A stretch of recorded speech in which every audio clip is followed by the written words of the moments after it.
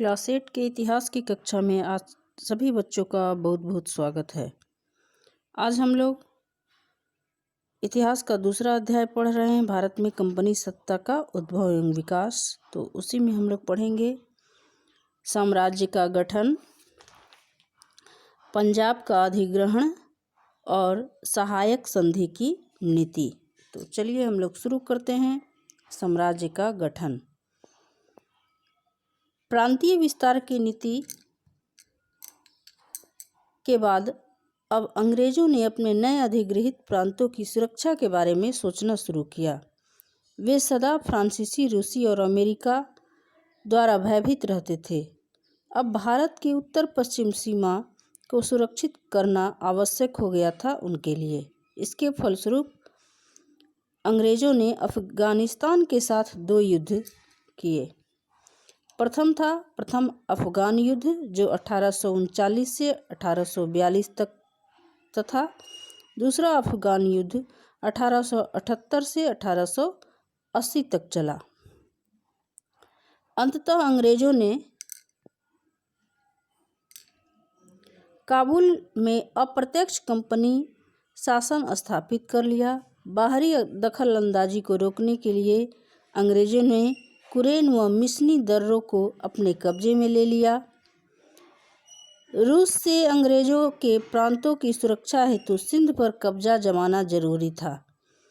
सिंध के साथ कुछ शांति समझौते के बाद 1843 ईस्वी में सिंध को भी अपने कब्जे में ले लिया और 1885 में वर्मा को भी भारतीय साम्राज्य में मिला लिया गया।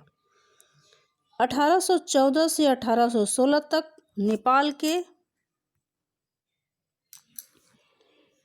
गोरखा अंग्रेजों के साथ बहादुरी से लड़े, परंतु 1816 में वे सगोरली की संधि करने पर मजबूर हो गए। उन्होंने गढ़वाल व कुमाऊं जिले अंग्रेजों को समर्पित कर दिए। तराई का एक विस्तृत क्षेत्र भी अंग्रेजों के नियंत्रण में आ गया। तो इस प्रकार अंग्रेजों ने भारत में अपने साम्राज्य का विस्तार करना शुरू किया और कुछ हद तक उस समय तक बहुत से भारत के क्षेत्रों पर उनका कब्जा हो गया था। चलिए इसको हम लोग समझ लेते हैं कि साम्राज्य का गठन। अब प्रांतीय विस्तार की नीति के बाद, अब पहले तो वो साम्राज्य विस्तार करना चाहते थे कि भारत के अधिकतर क्षेत्रों पर उनका कब्जा हो जाए और ऐसा वो लोग किए भी। इसके बाद उन लोगों ने क्या किया, अंग्रेजों ने अपने नए अधिगृहित प्रांतों को, जो क्षेत्र उनके कब्जे में हो गए थे, तो उसकी वो चारों ओर से सुरक्षा करना चाहते थे ताकि उस पर बाहरी लोगों का आक्रमण नहीं हो सके। वे हमेशा फ्रांसीसियों से, रूसी, अमेरिका से हमेशा भयभीत रहते थे, कहीं वो उनके क्षेत्र में आकर व्यापार न करने लगे, किसी प्रकार की दखल अंदाजी न करने लगे। इसके लिए तो वो अपने क्षेत्र को सुरक्षित करना चाहते थे, जिन क्षेत्रों को उन लोगों ने भारत में अपना कब्जा जमाया था। अब भारत के उत्तर पश्चिम इस क्षेत्र को, जो बाहरी आगमन था, जिधर से आने का जो रास्ता था, उसको वो लोग सुरक्षित करना चाहते थे। इसके कारण, इसके फलस्वरूप उन लोगों ने अफगानिस्तान के साथ 2 युद्ध किए। प्रथम अफगान युद्ध 1839 से 42 तक चला तथा दूसरा अफगान युद्ध 1878 से 80 तक चला। इसके बाद अंग्रेजों ने काबुल में अपनी अप्रत्यक्ष रूप से अपनी कंपनी को स्थापित कर दिया, यानी अफगानिस्तान में। उसके बाद बाहरी दखल अंदाजी को वो लोग पश्चिम के तरफ से रोकने के लिए कुरैन और मिस्नी दर्रों को अपने कब्जे में ले लिया। फिर रूस से अंग्रेजों के प्रांतों की सुरक्षा हेतु अब रूस के तरफ, पश्चिम के तरफ से जो कोई बाहरी देश आकर इनके ऊपर किसी प्रकार का आक्रमण न करे, इससे सुरक्षा करने के लिए वो लोग सोचे कि पश्चिम के तरफ जो सिंध प्रांत, जो अभी पाकिस्तान में है, उस पर अगर हमारा कब्जा हो जाए तो अपने तरह से हम लोग काम कर सकेंगे। इसके लिए वो लोग क्या किए कि सिंध के साथ कुछ शांति समझौता किए। उसके बाद 43 ईस्वी में सिंध को भी अपने कब्जा में ले लिया। 1885 में वो वर्मा को भी अपने भारतीय साम्राज्य में अपने क्षेत्र में मिला लिया, जो अभी म्यांमार जिसको बोला जाता है। और 1814 से 1816 तक नेपाल के गोरखा अंग्रेजों के साथ बहादुरी से लड़े, लेकिन वो लोग हार गए और उनके क्षेत्र को भी अंग्रेजों ने अपने क्षेत्र में मिला लिया और वो लोग संधि कर लिए, जिसको सरगोली की संधि कहते हैं। उन्होंने इस संधि के बाद गढ़वाल और कुमाऊं के क्षेत्र को अंग्रेजों को समर्पित कर दिए। अब इस प्रकार तराई का एक विस्तृत क्षेत्र भी अंग्रेजों के नियंत्रण में आ गया।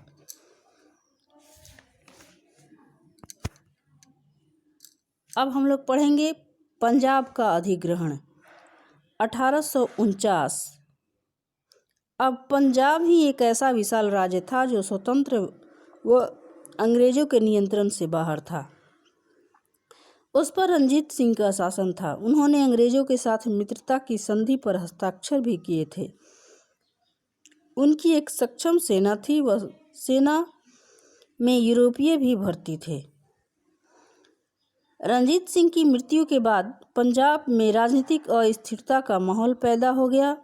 रंजीत सिंह के सबसे छोटे पुत्र दलीप सिंह को गद्दी पर बैठाया गया। अंग्रेजों को पंजाब को हथियाने का एक सही मौका मिल गया। ये 2 लंबे युद्ध, प्रथम आंग्ल सिख युद्ध 1845 से 46 तथा दूसरा आंग्ल सिख युद्ध 1848 से 49 के बाद पंजाब अंग्रेजों के कब्जे में आ गया। दलील सिंह को शिक्षा के लिए इंग्लैंड भेज दिया गया। वह सालाना $50 लाख पेंशन दिया जाने लगा।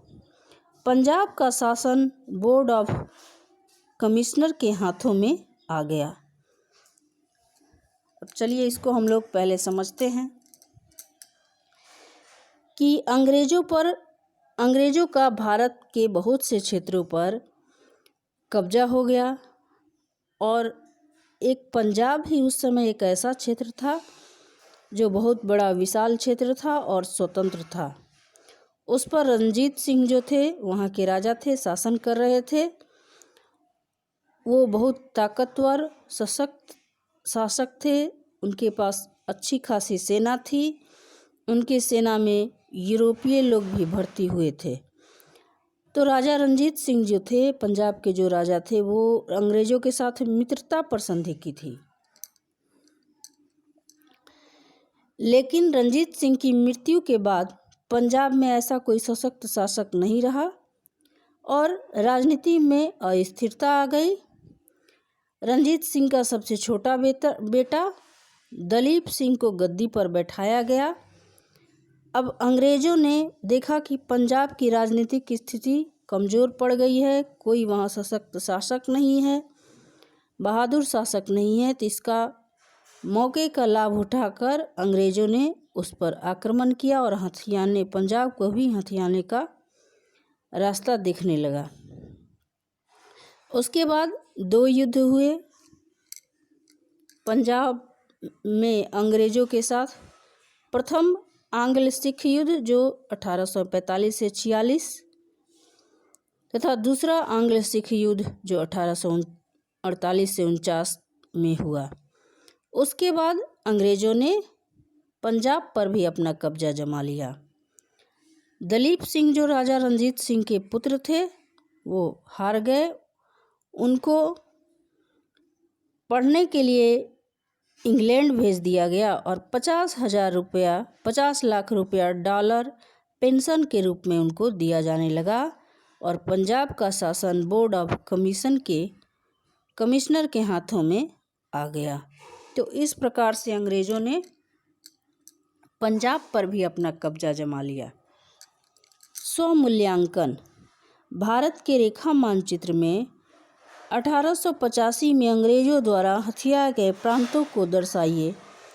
अब इसमें ये कह रहा है कि भारत का मानचित्र लीजिए, कब का? जो 1885 ईस्वी के समय भारत के कौन कौन से क्षेत्रों पर अंग्रेजों का कब्जा था उसको दिखाना है मानचित्र में।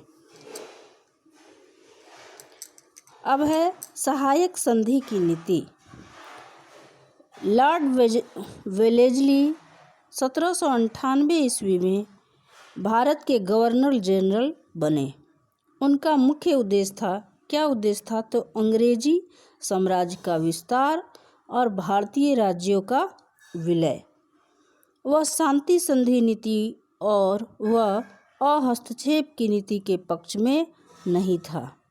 फलस्वरूप अपने राजनीतिक उद्देश्यों की पूर्ति हेतु उसने सहायक संधि को अपनाया। इस संधि के अंतर्गत आने वाले राज्यों को कंपनी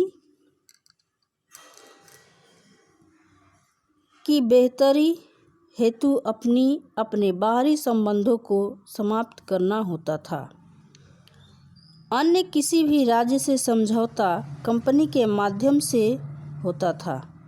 राज्य को अपने मुख्यालय में एक ब्रिटिश रेसिडेंट रखना होता था। इसके बदले कंपनी राज्य की विदेशी आक्रमण से रक्षा करती थी। अब देखिए सहायक संधि की नीति। लॉर्ड वेलेस्ली जो था 1798 ईस्वी में भारत का गवर्नर जनरल बना। किसके तरफ से? तो अंग्रेज़ों की तरफ से। ये अंग्रेज़ों का भारत में गवर्नर जनरल बनाया गया था। तो उसका मुख्य उद्देश्य, उसका उद्देश्य क्या, उसका लक्ष्य क्या था? लक्ष्य ये था कि अंग्रेजी साम्राज्य का विस्तार भारत में अधिक से अधिक करे और भारतीय राज्यों को अपने क्षेत्र में मिला लें। इसके लिए उसने क्या किया? तो सहायक संधि की नीति को अपनाया। इसके लिए वो क्या करने लगा? इसके फलस्वरूप अपने राजनीतिक उद्देश्यों की पूर्ति उसने सहायक संधि की नीति को अपनाया। इस संधि के अंतर्गत आने वाले राज्यों को, अब किसी राज्य को से अगर वो सहायता संधि कर लेता था तो वो कहता था कि हम तुम्हारी सहायता करेंगे, तुम हमारे संरक्षण में रहो, हम तुम्हें बाहरी आक्रमणों से हर तरह से बचाएंगे, लेकिन तुम मेरी बातों को मानोगे, हमारे द्वारा चलाई गई सहायक संधि के शर्तों को मानोगे तब। अगर ये सभी सहायता जिसको चाहिए था वो उसकी बातों को मान लेता था, उसके साथ सहायक संधि कर लेता था। इस संधि के अंतर्गत आने वाले राज्यों को कंपनी क्या करती थी? अंग्रेज की जो कंपनी वो क्या करती थी? तो बाहरी संबंधों को, अब तुम्हारा किसी के साथ कुछ क्या रिश्ता है, क्या संधि किए हो, क्या बात किए हो, उसको नहीं, उसको सबको छोड़ना होता था और सहायक संधि के जो शर्त हैं उसको पूरी तरह से मानना पड़ता था। अन्य किसी भी राज्य से समझौता कंपनी के माध्यम से, अगर कोई भी बात किसी राज्य के साथ अगर समझौता करना है, व्यापारिक संबंध स्थापित करने हैं या कुछ भी है, तो कंपनी के माध्यम से ही करना पड़ता था। वो स्वतंत्र होकर निर्णय नहीं ले सकता था। इस प्रकार से राज्य को अपने मुख्यालय में, और जो राज्य सहायक संधि के निर्देश को मानने के लिए तैयार हो जाता था तो उस राज्य में एक ब्रिटिश मुख्यालय, ब्रिटिश रेसिडेंट बनाना होता था और इसके बदले में कंपनी, अंग्रेज़ों की जो कंपनी थी वो उस राज्य को विदेशी आक्रमण से उसकी रक्षा करती थी। तो ये थी सहायक संधि की नीति जो लॉर्ड वेलेस्ली ने 1798 ईस्वी में भारत में गवर्नर जनरल बनकर आया और लगभग पूरे भारत पर अंग्रेज़ों का शासन जमाने लगा और क्षेत्र का विस्तार करने लगा। तो आज के लिए इतना ही। कल हम लोग फिर मिलेंगे, तब तक के लिए धन्यवाद।